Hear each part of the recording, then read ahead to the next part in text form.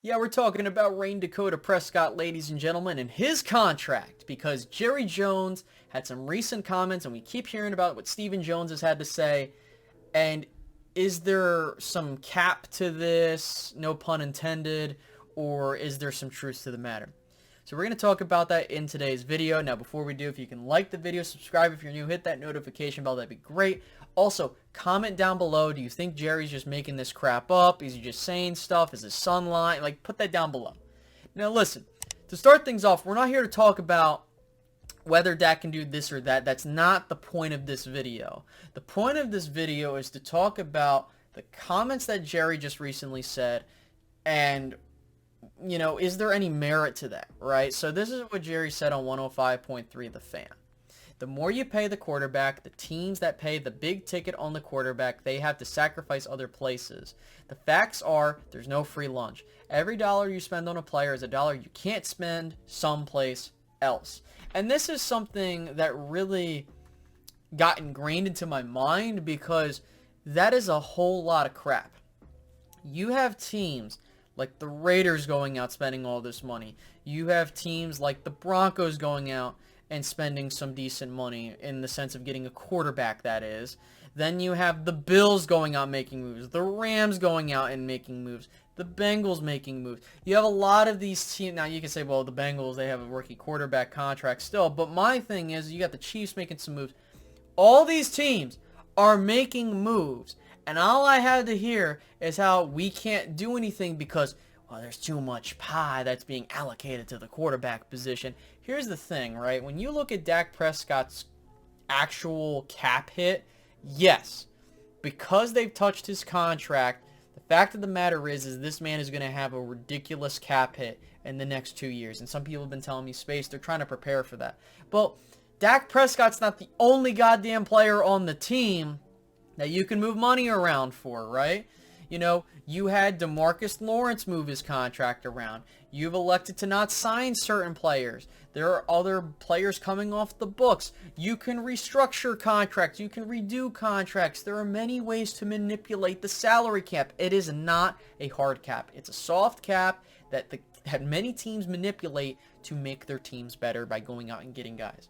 I don't understand why the Joneses have this philosophy that the cap is a hard cap. It's not. And I have to stress this because this is an excuse that they're doing so they don't have to do anything. Now, going back to what you're seeing on the screen with his contract, right?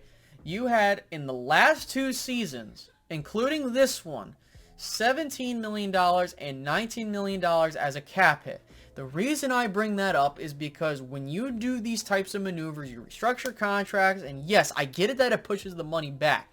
But the reason teams do that is because it allows them to open up cap space, to sign players, to make the team better, open a window up for an opportunity to make a run. The Cowboys could have done that last year. They could have done it this year, and they should have done it this year. They could have made up to $54 million in cap space with restructures and moving some contracts around. In fact, going back to the Tank contract, you nearly saw that guy go. But he was like, you know what? I'm going to redo my contract so that we can go get somebody. And what did the Cowboys do? Jack shit.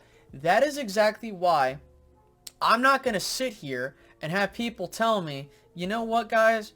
I think that we should see Dak take a hometown discount, or this guy should take a hometown discount, because there's no incentive to do that. And I hate it when they do this, because even when they've had huge amounts of cap space to sign certain players, they don't do anything, right? And that's why I'm just trying to let you guys know. They purposefully made their roster worse. They purposefully put themselves in a position where I've even seen this years ago. It's deja vu. Where Tony Romo, he got a big contract. I think it was like 2012 or 2013. And everyone was saying, oh man, now we can't go sign anybody because Romo's making all this money. It's the same thing. And then you have Steven and Jerry being like, well, all this quarterback money is preventing us from doing anything, which is bullshit. There are teams that have purposefully gone through and gone with restructures, structured the contracts a certain way so that they can do maneuvers to make space, go get guys to make their team better. And I'm not going to sit here and have people tell me, well, Space Cowboy, we can't do anything because that's a lie. And don't let the Joneses fool you. And I hate that I'm the only one saying this, because people think that, oh, you're just hating on the team and you're just complaining. No, because I want to see this team get better, right? I'm not going to sit here and have someone blame a guy. Like, imagine years from now, if Micah gets a massive contract extension, we're going to talk about how Micah Parsons is the reason we can't go sign defensive players. Get the fuck out of here. Don't let them build this nonsense up just so that they can throw it at you and be like, we don't have to do anything. Because it's not true. And there are plenty of other teams that do it. This isn't like we're seeing teams that have these big quarterback contracts, right? I mean, you look at what the Rams did last year, right? They were paying $43 million to the quarterback position between Goff and Stafford, right? And the biggest thing with that is they won the Super Bowl, and they weren't afraid to go get a Von Miller. They weren't afraid to go pick up an Odell Beckham Jr. They weren't afraid to get these guys. And they weren't afraid to bring some of these guys in. Like, they went and got freaking Bobby Wagner and Allen Robinson, which it's like, holy crap, what are they doing? How are they getting this money? And then they're signing all these players. The main reason why teams are able to do this is they extend players when the market is at a certain point.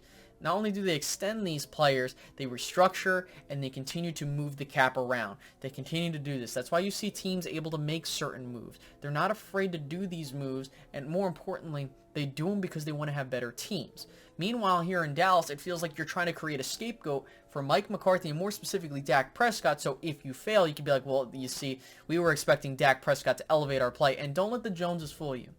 Now, going into my main point here. And if there's anything you can take away from this video, I want you to understand this. And I know people won't get too far into this video, so hear me out. Whether or not Dak Prescott elevates the play of this team is, I get, a whole discussion in and of itself. However, and I want to make this clear, it is not Dak Prescott's responsibility to mask the deficiencies of an organization that didn't go out and make their team better when they could have. Okay?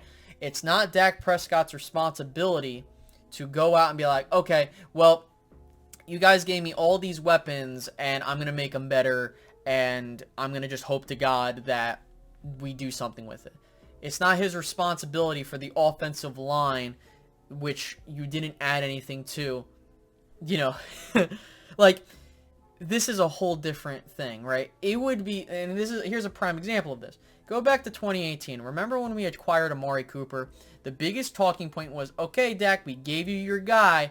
You got a good offensive line, or a decent of enough offensive line to get the job done. Go do your thing. And he did do his thing, right? And so when you look at other teams that add weapons to their team, right, and they do this so that their quarterback can be in the best position to win, is that creating an excuse for the quarterback, or is that because their front office is trying to do their job to make sure that their team is better? The team, right? We're not even just talking about Mr. Dak Prescott himself, right? Look, if Dak got all these weapons, like let's say we kept all these guys, we made the offensive line better, and he wasn't doing well, okay, we're having a completely different conversation. But if you're purposefully making your team worse, and then you're now being like, okay, Dak, if you don't throw 35 touchdowns again, we got a problem, that's something I have an issue with. Whether you believe Dak Prescott is elite or not, we're not here to talk about that. We're here to talk about the front office's inability to do anything but scapegoat other parts of their players. And, oh, we got this contract coming up, so we can't do anything. See what I mean? So don't let them try to lie to you. Don't let them do any of that stuff. So I hope you guys enjoyed today's video. I know some people won't. Some people think that, oh, you're just defending Dak and stuff like that, which I haven't said anything to say that he's good or bad in this. All I said was, hey, listen, just listen to what Jerry's saying. He's just creating an excuse. And you can disagree with me if you want. That's great. That's what we're here to do. So go ahead and like, subscribe, hit the notification bell, comment down below what you think, and I'll catch you guys in the next one.